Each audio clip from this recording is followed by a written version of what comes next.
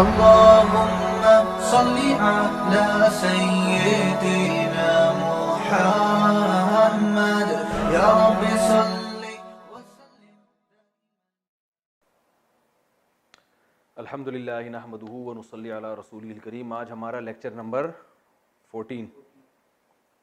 ٹھیک ہے, آج ہم سورہ کوثر پڑھیں گے. اعوذ باللہ من الشیطان الرجیم, بسم اللہ الرحمن الرحیم. انا اصل میں تھا نا. انا کا معنی ہوتا ہے بے شک. بھائی بعض لوگ شکایت آ رہے ہیں ہمیں ہماری نظر کمزور ہے, ہمیں وائٹ بورڈ پہ نظر نہیں آتا. تو بھائی نظر نہیں آتا تو میں جو بول رہا ہوں وہ تو سمجھ میں آ رہا ہے نا, تو اس حساب سے لکھ لیا کریں. انا اس کا معنی کیا ہے؟ بے شک, یقیناً. نا کسے کہتے ہیں؟ ہم کو. یہ ضمیر پڑھ چکے ہیں نا آپ. انا نا اصل میں تھا نا بے شک ہم. تو انا نا کو عرب لوگ انا بھی کہہ دیتے ہیں, ایک نون کو غائب کر دیتے ہیں. تو پڑھا کیا جاتا ہے یہ انا بھی پڑھا جاتا ہے اور اننا بھی پڑھا جاتا ہے, دونوں. تو انا اصل میں کیا تھا؟ انا نا. اعطینا اکرمنا, باب اکرام پڑھا نا آپ نے. اکرام کا معنی اکرام کرنا.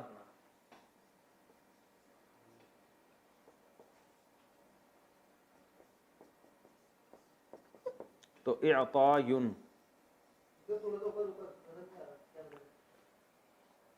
یہ اکرام کا معنی کیا ہے؟ اکرام کرنا.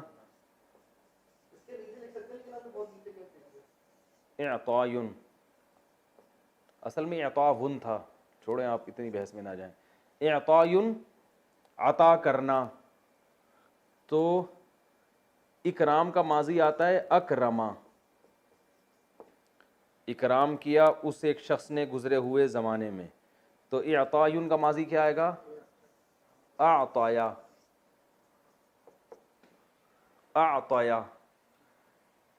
عطا کیا اس نے, عطا سے نکلا ہے نا, اردو میں استعمال ہوتا ہے. اللہ کی عطا ہے بھائی, کہتے ہیں نا اللہ کی کیا ہے؟ عطا ہے. تو اعطایا, عطا کیا اس نے. اب آپ گردان پڑھیں. ضربا ضربا ضربو, ضربت ضربتا ضربنا, ضربتا ضربتما ضربتم, ضربتی ضربتما ضربتن, ضربتو ضربنا. تو اعطی اکرمنا اعطینا, ٹھیک ہے نا. اکرما اکرما اکرمو اکرمت اکرمتا اکرمنا اکرمتا اکرمتما اکرمتم اکرمتی اکرمتما اکرمتمنا اکرمتو اکرمنا. اکرمنا اعطینا, عطا کیا ہم نے. بہت آسان ہے اگر دماغ استعمال کیا جائے. اعطینا جیسے اکرمنا, ٹھیک ہے. عطا کیا ہم نے. کا وہی ضمیر ہے, ہوا ہما ہم یا ہما, کا کما کم کی کما کننا. تو یہ بتا چکا ہوں میں کا معنی آپ کو. تو خطاب رسول اللہ صلی اللہ علیہ وسلم کو ہے. انا اعطیناک الکوثر.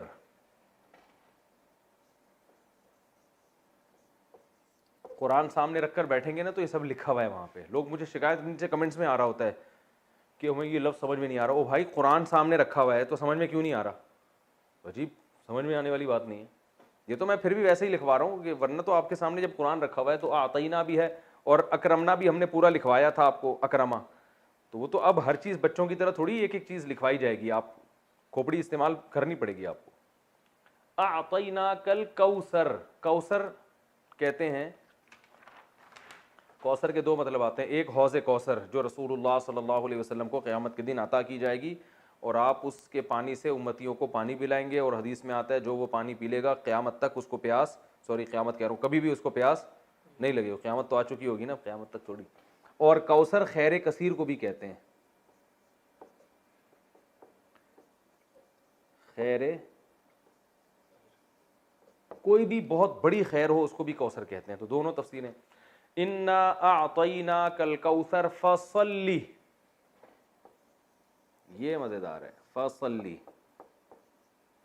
فا الگ لفظ ہے, فا کا معنی تو.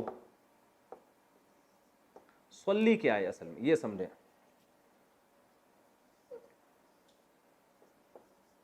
صلی یہ کیا ہے؟ باب تفعیل آپ نے پڑھا تھا نا, تسبیح.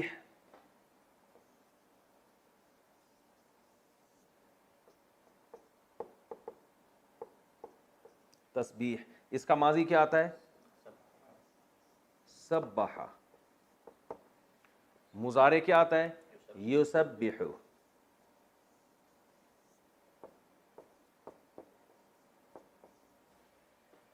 امر کیا آئے گا؟ امر بنانے کا طریقہ کیا تھا؟ یہاں سے یا کو گڑچ کیا اور آخر حرف کو کیا کر دیا؟ بولو بھائی. ساکن. تو کیا بن گیا؟ سبح. یا کو حذف کیا. پہلا حرف چونکہ زبر ہے پہلے پہ جزم نہیں ہے اس لیے شروع میں الف لانے کی ضرورت نہیں ہے تو یہ بنتا ہے سبح.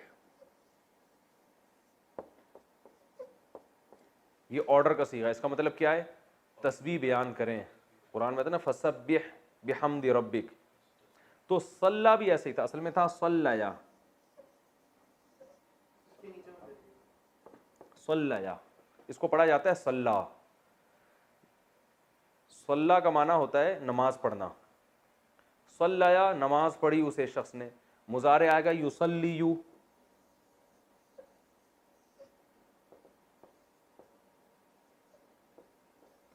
یصلیو جس کو پڑھا جاتا ہے یصلی. یہ یا آ رہا ہے نا, واو الف اور یا حروف گڑبڑیاں ہیں نا تو یہ چینج ہو جاتے ہیں. تو یہ پڑھا جاتا ہے یصلی. کیا پڑھا جاتا ہے؟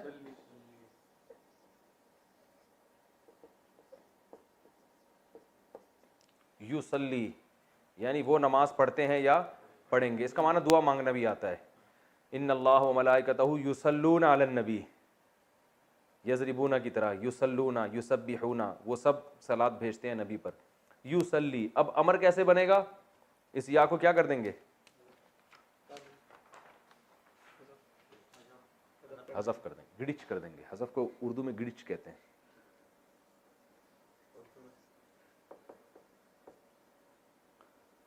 یصلی ٹھیک ہے نا.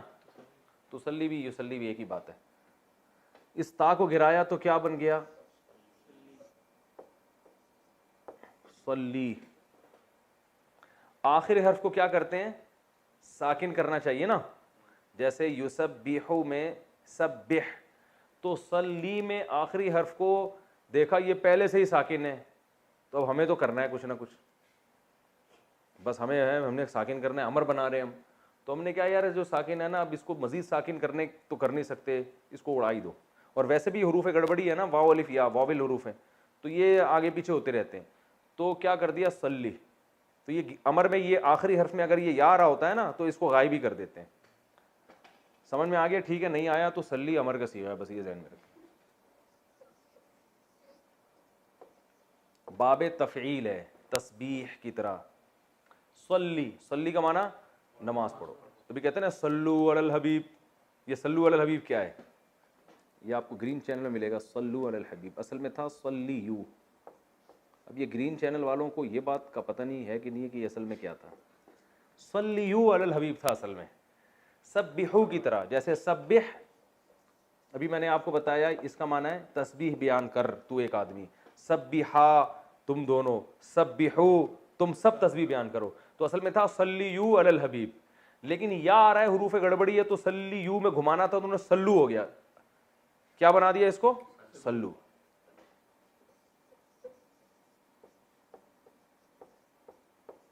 صلو علی الحبیب.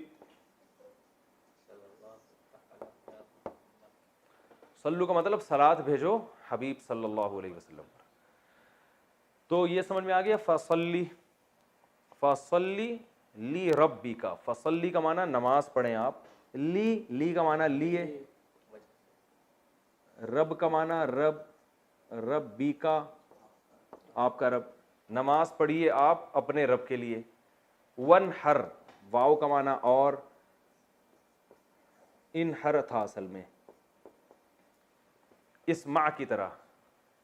افتح کی طرح. فتح یفتح.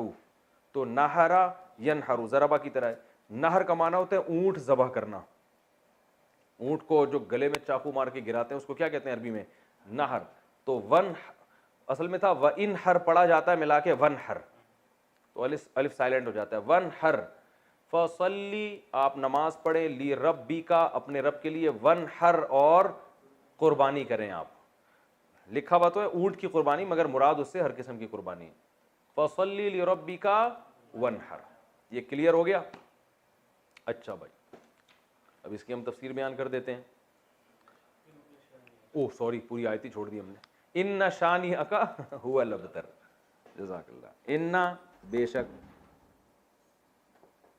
شانئ،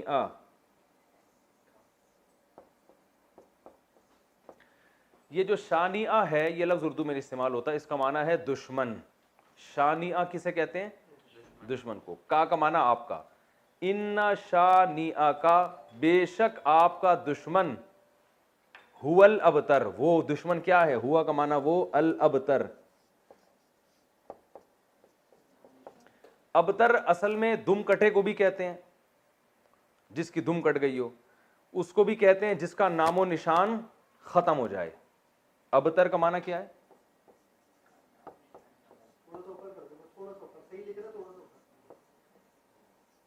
نام و نشان باقی نہ رہے. لکھا ہوا سمجھ میں نہیں آ رہا تو پڑھا ہوا تو سمجھ میں آ رہا ہے نا. ابتر جس کا نام و نشان باقی نہ. اردو میں استعمال ہوتا ہے یار میری تو حالت ابتر کر دی ہے اس نے، کہتے ہیں نا اتنی ابتر حالت ہے. مشکل اردو میں استعمال ہوتا ہے لیکن ہوتا بہرحال ہے. ابتر بہت بری حالت ہو گئی ہے، یعنی اچھے معنی میں استعمال نہیں ہوتا. ابتر میں لکھ دیتا ہوں.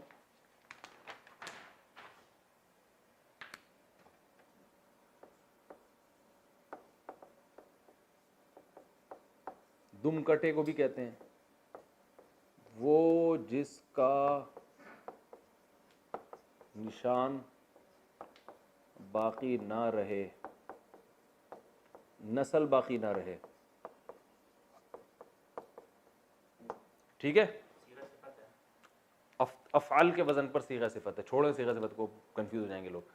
ابتر بس کہتے ہیں، کس کو کہتے ہیں؟ ہے تو صیغہ صفت. افعل جیسے اعما، اسممو، ہاں عیب کے معنی میں ہے نا. اور اعور جیسے میں نے مثالیں دی تھیں.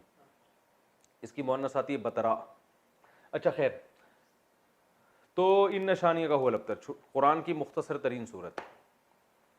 تو ہم آگے قل یا ایھا الکافرون بھی حل کر لیتے ہیں، پھر دونوں صورتوں کی تفسیر ایک ساتھ ریکارڈ کروا دیتا ہوں. ٹھیک ہے. اگلی صورت ہے قل یا ایھا الکافرون.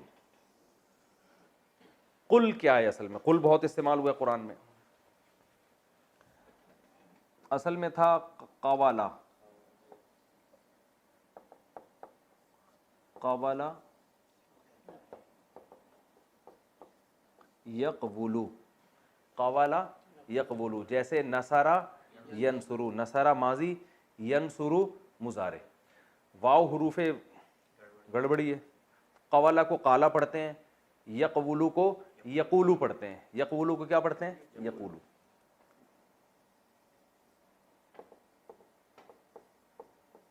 وہ کہتا ہے یا کہے گا. جب امر بناتے ہیں تو سب سے پہلا کام ہمارا کیا ہوتا ہے؟ اس یا کو گرا دیتے ہیں، مارکیٹ سے کیا کر دیتے ہیں؟ شارٹ. یہ بن گیا قولو. کیا بن گیا؟ قولو. صاف کر کے لکھ دیتا ہوں یہاں پہ موٹا موٹا.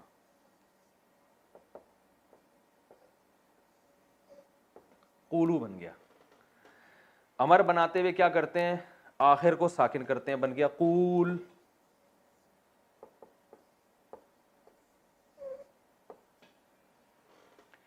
شروع میں الف لے کر آتے ہیں اگر پہلا حرف ساکن ہو، نہیں ہو تو کچھ لانے کی ضرورت نہیں ہے. تو یہ کیا بن گیا؟ قول. اس کا معنی ہے کہو. ایک آدمی سے خطاب ہو رہا ہے، کہہ. اب قول اتنا لمبا ہے اور یہ ہے بھی واو گڑبڑی حرف ہے، تو عرب نے اس کو بنا کے دیا قل. اب قول کون بولے گا بھائی؟ اتنی دیر اس کی بات کرنے میں نہیں لگی جتنی دیر آپ کو اس کے کہنے میں لگ رہی ہے. بھائی میں آپ سے کہتا ہوں بات کریں، اور بات کرنے کا لفظ اتنا لمبا میں نے کھینچ دیا کہ آپ کے اب ٹائم ختم ہو چکا ہے. ایسا ہی ہے نا کہ آپ نے جتنی دیر میں مجھے بات کرنے کے لیے کہا ہے تو میرے بات کرنے کا ٹائم بھی آپ پی گئے ہیں. تو اگر آپ بولیں نا قول، وہ کہے گا قول کچھ کہنے کے قابل چھوڑا نہیں ہے، ٹائم ختم ہو گیا، میٹنگ کا ٹائم، آپ جا سکتے ہیں. تو اس لیے عربوں نے کیا کیا؟ قول کو شارٹ کر کے کیا کر دیا، اور بہت اچھا کام کیا. صحیح ہے نا، بالکل مناسب کام کیا. جب قول سے بات بن رہی ہے تو قول کہنے کی ضرورت کیا ہے. تو انہوں نے قول کو بنا دیا قل. یہ عربی اہل لغت کی بات کر رہا ہوں, یہ نبی صلی اللہ علیہ وسلم سے پہلے جو عرب تھے نا, زبان تو خود ہی نیچرل اس میں بن جاتی ہے نا, تو یہ بن گیا قل. قل کا معنی کہیں, ٹھیک ہے نا, قول سے نکلا ہے. قول اردو میں استعمال ہوتا ہے, بات کو کہتے ہیں. دو بندوں کو بولیں گے تو قولا, قولو, قولی, ٹھیک ہے نا. اچھا قل کہہ دیں, یا کا معنی کیا ہے, اے, اردو میں استعمال ہوتا ہے. یا اللہ, ہم کہتے ہیں نا یا اللہ, اے اللہ. قل یا ایھا الکافرون, ایھا, یہ ایھا کا لفظ بہت استعمال ہوا ہے. ایو کا مطلب ہوتا ہے, یہ صرف یوں سمجھ لیں کہ ایک تنبیہ کے لیے لگایا جاتا ہے. جیسے ہم کہتے ہیں ارے, اور ہا کا معنی بھی ایک تنبیہ, ہا یعنی ادھر متوجہ ہو جاؤ.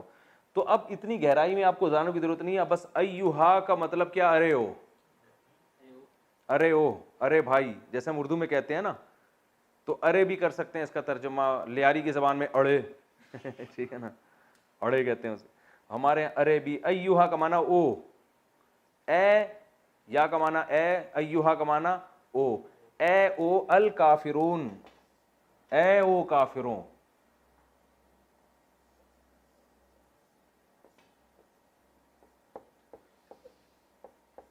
کافرون کون سا صیغہ ہے, کافر کی جمع ہے. کفارا یکفرو, نصارا ینصرو. اس میں فاعل آتا ہے ضاربن, تو اس کا آئے گا کافرون. جمع آتا ہے ضاربون, تو اس کا آئے گا کافرون. اے کافرو. نہیں آ رہی بات سمجھ میں تو رہنے دیں بھائی. قل یا ایھا الکافرون, اے کافرو, یہ ان سے خطاب ہے. لا اعبدو,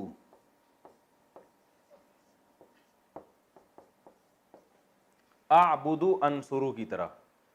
انصرو میں مدد کرتا ہوں, اعبدو میں عبادت کرتا ہوں, لا اعبدو میں عبادت نہیں کرتا. لا اعبدو ما, یہ جو ما ہے نا, اس کے بہت سارے معنی آتے ہیں. ایک معنی اس کا الذی والا بھی آتا ہے. الذی کا معنی وہ جو کہ, تو ماں کا معنی بھی وہ جو کہ, ٹھیک ہے. یہ نوٹ کر لیں, ماں کا معنی بہت دفعہ کیا آتا ہے, الذی. جو الذی کا معنی ہے وہی ماں کا معنی. لا اعبد ما, میں نہیں عبادت کرتا اس کی جو کہ, میں عبادت نہیں کرتا ماں اس کی جو کہ, یعنی اس کی جو کہ, یا ہو انگلش میں نا, ہو یا ہوم, یہ بالکل وہی معنی ادا کر رہا ہے, ٹھیک ہے نا. میں عبادت نہیں کرتا ماں اس کی, تعبدون,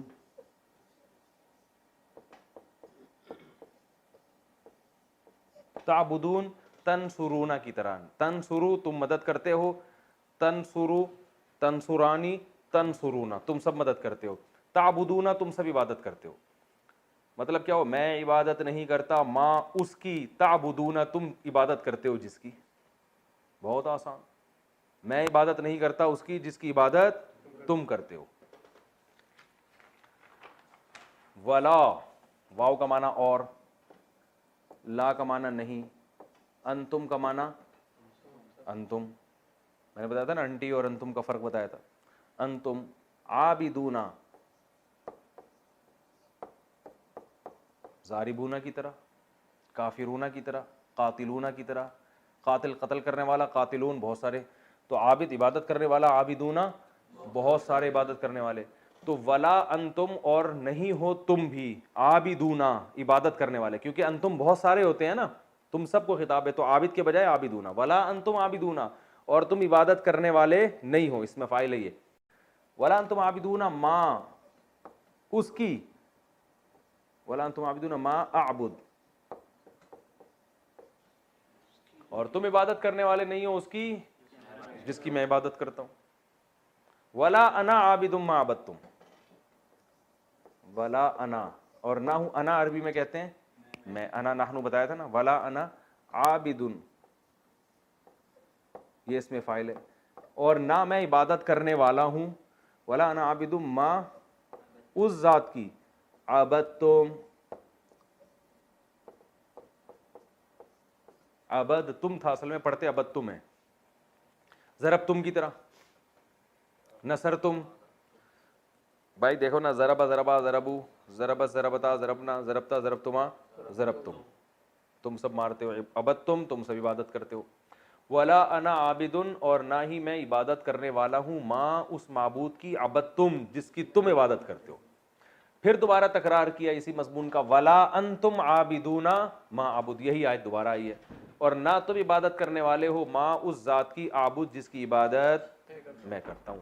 لکم، لام کا معنی لیے، کم کا معنی تمہارے، لکم دینکم،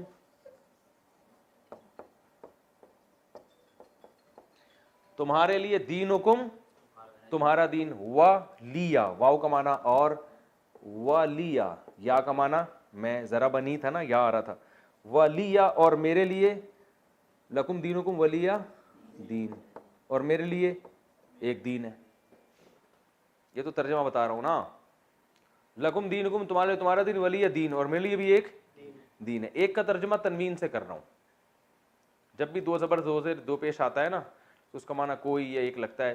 سمجھ میں آ گیا؟ ٹھیک ہے، نہیں ہے تو زیادہ پیچیدگیوں میں جانے کی ضرورت بالکل بھی نہیں ہے. تو بس لکم دینکم ولی دین، تمہارے لیے تمہارا دین اور میرے لیے دین، ایک الگ دین ہے میرے لیے. تو یہ سورہ کوثر اور سورہ کافرون. کتنا ٹائم باقی ہے بھائی؟ 19 منٹ باقی ہیں ابھی. تو سورہ کوثر اور سورہ کافرون کا میں نے آپ کو جو گرامر کے لحاظ سے حل کر دیا. اب ہم آگے اس کی تفسیر پڑھتے ہیں. تو اب ہم انشاءاللہ اس کی تفسیر پڑھیں گے. پہلے سورہ کوثر ہم نے پڑھی ہے. کوثر عربی میں خیر کثیر کو کہتے ہیں. اس سورت کا ایک شان نزول ہے. شان نزول اس کا یہ ہے کہ رسول اللہ صلی اللہ علیہ وسلم جب مکہ مکرمہ میں تھے تو آپ صلی اللہ علیہ وسلم نے لوگوں کو توحید کی دعوت دی. تو بہت سو نے قبول کی، بہت سو نے انکار کیا. آپ صلی اللہ علیہ وسلم کے دشمن پیدا ہو گئے. عرب میں نرینہ اولاد کو ایک بہت بڑا تحفہ سمجھا جاتا تھا. آپ صلی اللہ علیہ وسلم کے نرینہ اولاد نہیں تھی. آپ کے بیٹے پیدا ہوئے قاسم، اور ان کا انتقال ہو گیا. تو اس پہ جو ہے نا مشرکین مکہ نے یہ شور مچانا شروع کر دیا کہ دیکھو یہ تو ابتر ہے معاذ اللہ، یعنی ان کی تو نسل ہی ختم ہو رہی ہے، ان کا تو اثر ہی ختم ہو جائے گا، اور جو دین یہ لے کر آئے ہیں ان کے دنیا سے جانے کے بعد وہ دین ختم ہو جائے گا. کیونکہ عموماً ایسا ہوتا ہے کہ باپ کے جانے کے بعد بیٹے جو ہے وہ قائم مقام بنتا ہے اور وہ اسی ویژن کو لے کے آگے چلتا ہے. تو ان کو یہاں ویسے بھی لوگ فالو نہیں کر رہے ہیں مکہ میں، اور ان کی اپنی کوئی اولاد بھی نہیں ہے، یعنی نرینہ اولاد بھی نہیں ہے، کیونکہ نسل تو نرینہ اولاد سے چلتی ہے. تو اس لیے جو ہے نا یہ ابتر ہے معاذ اللہ. ابتر کا معنی ان کا نام و نشان ختم ہونے والا ہے. تو نبی صلی اللہ علیہ وسلم بشر تھے. آپ کو یہ تانے سن کے غم ہوتا تھا. انسان کو بہرحال ہوتا ہے جب کوئی اس کے خلاف منفی پروپیگنڈا کرتا ہے. تو اللہ تعالیٰ نے آپ صلی اللہ علیہ وسلم کی تسلی کے لیے یہ آیات نازل فرمائی. عاص ابن وائل ایک بہت اسلام دشمن تھا، عرب کا سردار تھا، اس نے یہ پروپیگنڈا بہت کیا تھا. تو اس پر سورہ کوثر نازل ہوئی. انا اعطیناک الکوثر، اے نبی ہم نے آپ کو خیر کثیر دی ہے. خیر کثیر سے مراد آپ کو جو ہم نے اسلام دیا ہے وہ اتنی بڑی خیر ہے کہ اگر آپ کے کوئی نرینہ اولاد نہیں بھی ہے تو اس کے مقابلے میں اللہ نے آپ کو جو دین دے دیا، اس کی دینی دنیا کی برکتیں بھی حاصل ہوں گی اور آخرت میں بھی. تو یہ خیر کثیر کے ہوتے ہوئے اگر آپ کے نرینہ اولاد نہیں ہوتی تو آپ کو غم کرنے کی ضرورت نہیں ہے. اور دوسری تفسیر کے مطابق ہم نے آپ کو حوض کوثر دی ہے.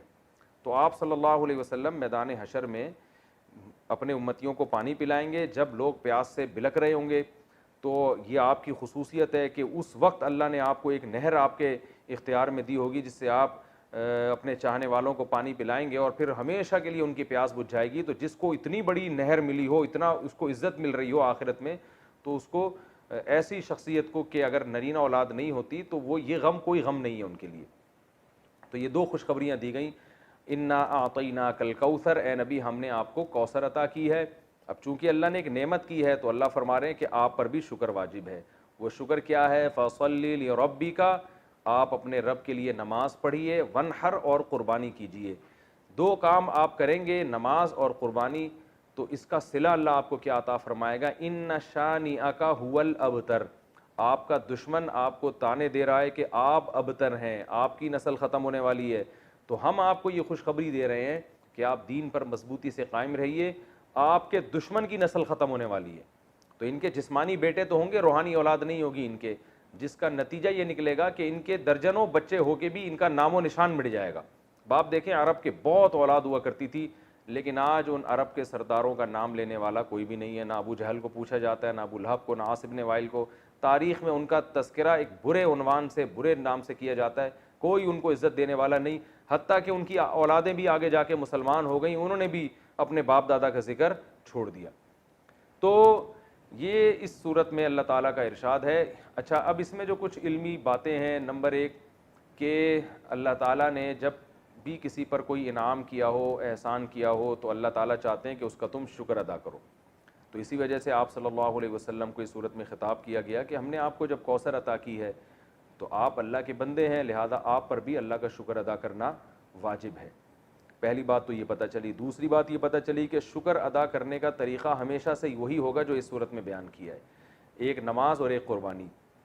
نماز ہمیشہ یاد رکھیں کہ لیبل ہے جسمانی عبادت کا، اور قربانی لیبل ہے مالی عبادت کا، کیونکہ جب آپ جانور، عرب میں اونٹ جو ہے نا یہ بہت قیمتی مال تھا، تو اتنے قیمتی مال کو کاٹ دینا یہ بہت بڑی قربانی سمجھی جاتی تھی۔ تو مطلب کیا ہے کہ آپ نے اللہ کو راضی کرنے کے لیے اپنے جسم کو بھی کھپانا ہے جیسے کہ نماز میں کھپایا جاتا ہے، اور اپنے مال کو بھی قربان کرنا ہے جیسے کہ قربانی میں کیا جاتا ہے۔ تو مراد صرف نماز اور قربانی نہیں ہے، بلکہ یہ ایک لیبل ہے، اور قرآن کا یہ طریقہ رہا ہے کہ وہ جزیات کے ضمن میں اصول اور قاعدے بیان کرتا ہے، مثالوں سے پورا ایک جو ہے نا لا بیان کرتا ہے، قانون بیان کرتا ہے۔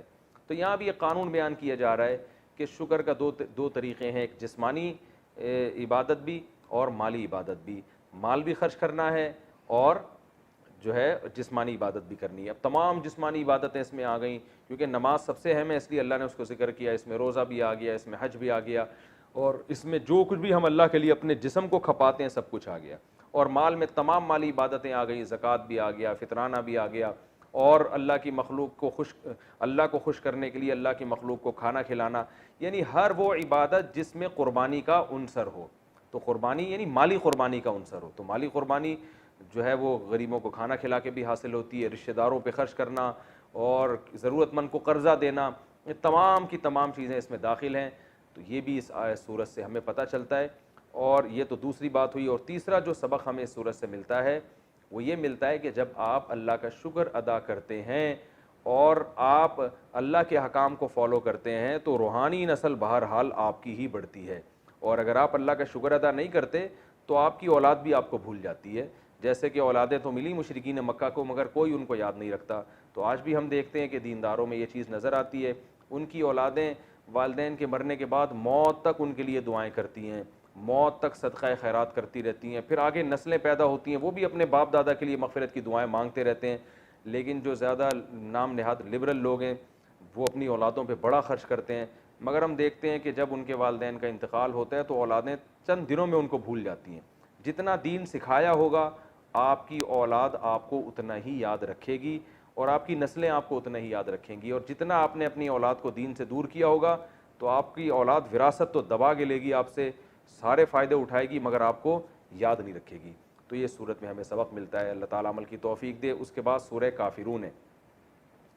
سورہ کافرون میں کبھی ایک شان نزول ہے، رسول اللہ صلی اللہ علیہ وسلم مکہ مکرمہ میں، یہ ساری صورتیں جو ہے نا 30ویں پارے میں زیادہ تر صورتیں اس میں مکہ میں نازل ہوئی ہیں ابتدائی اسلام میں۔ تو مشرکین مکہ رسول اللہ صلی اللہ علیہ وسلم کے پاس آئے اور کہنے لگے کہ آپ تو اپنی دعوت سے باز آتے نہیں ہیں، آپ بار بار ہمیں کہتے ہیں کہ بتوں کی عبادت چھوڑ دو، بتوں کی چھوڑ دو، اور ہم آپ کو کہتے ہیں کہ آپ ہمارے دین پہ آ جائیں۔ تو ایسا کرتے ہیں کوئی کمپرومائز کا راستہ اختیار کر لیتے ہیں، تو آپ ہمارے بتوں کی عبادت کر لیا کریں کبھی کبھار، اور ہم کبھی کبھار آپ کے اللہ کی عبادت کر لیا کریں گے، تو اس طرح جوڑ کے چلیں گے، ہمارے والے معبود بھی خوش ہو جائیں گے اور آپ کا اللہ بھی خوش ہو جائے گا۔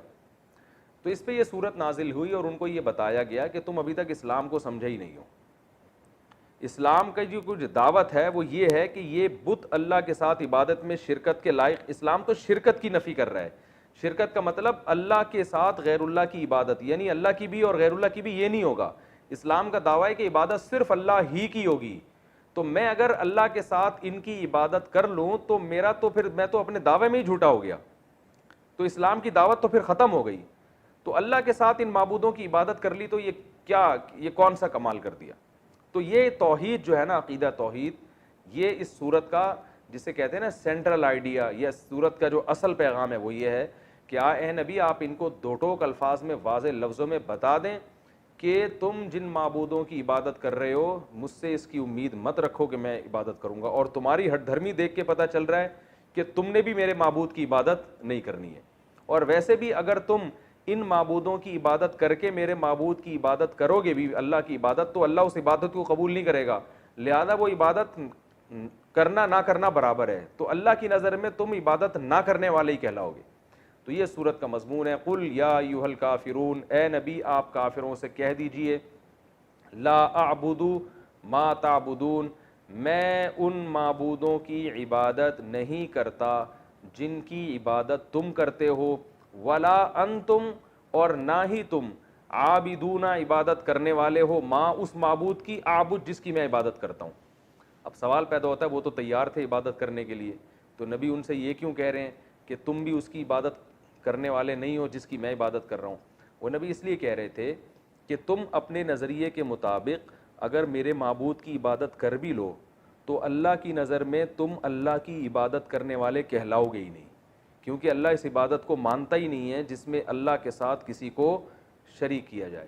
اس لیے بتا دیا کہ تم بھی میرے معبود کی عبادت کرنے والے نہیں ہو. تم اس خوش فہمی میں نہ رہو کہ تم ادھر بتوں کی بھی عبادت کرو گے اور اللہ کی بھی عبادت کرو گے تو کچھ دین حق کا حصہ تمہیں بھی مل جائے گا اور کچھ اللہ تمہیں کچھ نواز دے گا اس پہ, تو اس خوش فہمی میں مبتلا مت رہو. ولا انتم عابدون ما اعبد, تم کون سا عبادت کرنے والے ہو اس معبود کی جس کی میں عبادت کرتا ہوں, تو وہ عبادت تمہاری ہونا نہ ہونا برابر ہے. تو جیسے تم اپنے ہٹ دھرمی پہ قائم ہو اور شرک کر رہے ہو اور تم اللہ کی عبادت نہ کرنے والے شمار ہو رہے ہو, تو ایسے بھائی ہم بھی پھر اپنے دین پر مضبوط ہیں, ہم بھی تمہارے معبودوں کی عبادت نہیں کریں گے. تو اسی آیت کو پھر دوبارہ دہرایا گیا تاکید کے لیے کہ ولا انا عابد ما عبدتم, نہ میں اس کی عبادت کرنے والا ہوں جس کی عبادت تم کرتے ہو, ولا انتم عابدون ما اعبد, یعنی اسی مضمون کو تکرار کیا گیا. قرآن میں ایسا ہے کہ ایک آیت کو بار بار تکرار کیا گیا ہو تاکید کے لیے. جیسے ہم کسی کو بات سمجھاتے ہیں نا تو ایک دفعہ کہتے ہیں, پھر دو دفعہ کہتے ہیں, پھر تین دفعہ کہتے ہیں, تو یہ عرب کا ایک دستور تھا, اس طرح سے بات کو سمجھایا کرتے تھے. قرآن میں اس کی بہت مثالیں ملتی ہیں. تو اللہ نے فرمایا کہ آپ ان سے کہہ دیجئے کہ تم بھی اس کی عبادت نہیں کرتے جس کی میں عبادت کرتا ہوں, اور ولا انا عابد ما عبدتم, اور نہ میں اس کی عبادت کروں گا جس کی تم عبادت کرتے ہو. تو نہ فی الحال ایسا ممکن ہے نہ مستقبل میں ایسا ممکن ہے. لکم دینکم ولی دین, تمہارے لیے تمہارا دین اور میرے لیے میرا دین. اس آیت کا یہ مطلب نہیں ہے کہ ان کو اجازت دی جا رہی ہے کہ تم اپنے دین پر عمل کرو میں اپنے دین پر. اس کو کہتے ہیں متارکت, کہ جب کوئی ہٹ دھرم ہو اور بات نہ مان رہا ہو تو جان چھڑانے کے لیے اس کو یہ کہا جا سکتا ہے کہ بھائی تم اپنے دین کو فالو کرو, ہم اپنے دین کو فالو کرتے ہیں. مطلب یہ کہ تم اپنا دین نہیں چھوڑ سکتے تو کم از کم ہمیں تنگ مت کرو, ہم سے امید مت رکھو کہ ہم اپنا دین چھوڑ دیں گے. تو یہ تو اس صورت کی جو بیسک تفسیر تھی وہ میں نے بیان کی ہے. اس صورت میں جو علمی نکات ہیں, سب سے پہلا نقطہ یہ ہے کہ بعض لوگ آج کہتے ہیں کافر کو بھی کافر کہنے کی اسلام میں اجازت نہیں ہے. تو اگر اجازت نہ ہوتی تو اللہ یوں کہتے قل یا ایھا الکافرون, اے نبی اے کافرو. جناب پروفیسر غامدی صاحب آج کل یہ نعرہ لگا رہے ہیں کہ ہم کون ہوتے ہیں ٹھیکیدار کسی کو ہم کافر کہیں, لہذا قادیانی کو آپ کافر نہیں کہہ سکتے. یعنی وہ کافر ہیں تو صحیح لیکن آپ ان کو کہہ نہیں سکتے کیونکہ ہم کوئی ٹھیکیدار نہیں ہیں. تو بے شک ہم ٹھیکیدار نہیں ہیں لیکن اللہ تو کہہ سکتا ہے نا. جب اللہ نے کسی کو کافر کہہ دیا تو اللہ نے تو جب کہہ دیا کافر تو پھر تو مہر لگ گئی نا کہ یہ کافر ہے. تو اللہ اس کے رسول صلی اللہ علیہ وسلم نے ہمیں بتایا ہے کہ کن چیزوں سے ایمان ختم ہو جاتا ہے, انسان اسلام سے خارج ہو جاتا ہے, اور کن چیزوں سے انسان اسلام میں باقی رہتا ہے. تو جب اللہ اس کے رسول نے بتا دیا تو معیار ہمارے پاس آ گیا. اس معیار میں ہم ڈھال کے لوگوں کو چیک کر سکتے ہیں. اگر کوئی اس معیار پہ پورا نہیں اترتا تو اللہ اس کے رسول کے کہنے ہی سے وہ کافر ہے. تو جب کافر ہے تو اس کو کافر کہنا بھی جائز ہے. یہ عجیب منطق ہے کہ جس کو اللہ اس کے رسول نے کافر قرار دیا ہو وہ کافر مانے تو ہم, لیکن پابندی ہے, کہہ نہیں سکتے ہم. یہ ایسے ہی ہے جیسے ایک آدمی کو کہہ دیا کہ یہ بیمار ہے, ڈاکٹروں نے آپ کو بتا بھی دیا کہ ثبوت بھی دے دیے کہ بھئی اس کا وائرس پازیٹیو آیا ہے اور سب کچھ بتا دیا. آپ نے کہا ڈاکٹر کہہ رہے ہیں کہ یہ بیمار ہے لیکن ہمیں گورنمنٹ نے ہمیں اس کو بیمار کہنے پر پابندی لگائی ہے. تو بھائی اور ہم ٹھیکیدار نہیں ہیں کہ ہم کسی کو بیمار کہیں, بھائی ہم نہیں ہیں لیکن ڈاکٹر کا تو یہ رائٹ ہے نا کہ وہ چیک کر کے بتائے. تو کافر قرار دینا یہ اللہ اس کے رسول کو اتھارٹی ہے.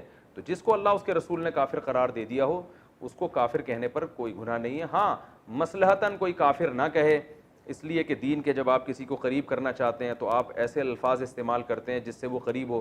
جیسے قرآن نے اہل کتاب کو اہل کتاب کہا, کیونکہ اہل کتاب کے لفظ میں ایک قسم کی عزت ہے، تو جب آپ اس کو عزت دیں گے تو وہ دین کے قریب آئے گا. تو اس نیت سے اگر کوئی وقتی طور پر کسی کافر کو کافر نہیں کہتا تو اس میں کوئی حرج نہیں ہے دین کے قریب لانے کے لیے. لیکن علی الاطلاق پابندی لگا دینا کہ قادیانیوں کو کافر نہیں کہا جائے گا اور فلاں کو کافر نہیں کہا جائے گا، تو وہ جو کافر ہے وہ تو کافر ہی کہا جائے گا اس کو. تو یہ خامخواہ کی افلاطونی اور ایک عجیب سی منطق ہے. تو قرآن نے بھی کافر کہا اور نبی کو بھی کہا کہ اے نبی آپ یوں کہہ دیے اے کافر ہو. کافر کا معنی انکار کرنے والا، اے انکار کرنے والو، اے اللہ اس کے رسول کا انکار کرنے والو. تو لا اعبد ما تعبدون، جس کی تم عبادت کرتے ہو میں اس کی عبادت نہیں کر سکتا. تو پہلا علمی نقطہ کیا پتہ چلا کہ کسی کافر کو کافر کہہ سکتے ہیں بشرطے کہ مصلحت کے خلاف نہ ہو.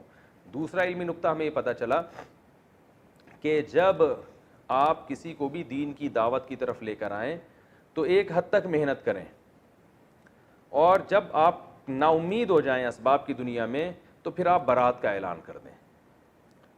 یعنی یہ ہر کافر کے بارے میں نہیں ہے، یہ صورت تو ان کافروں کے بارے میں نازل ہوئی نا جو ہر دھرم تھے، ضدی تھے، ایمان لانے کے لیے کسی قیمت پہ تیار ہی نہیں تھے. تو ایک اسٹیپ ایسا آتا ہے کہ اس میں آپ کو یہ کہنے کی اجازت ہے کہ بھائی ہم تم سے بری ہیں، لکم دینکم ولی دین، تمہارے لیے تمہارا دین اور ہمارے لیے ہمارا دین.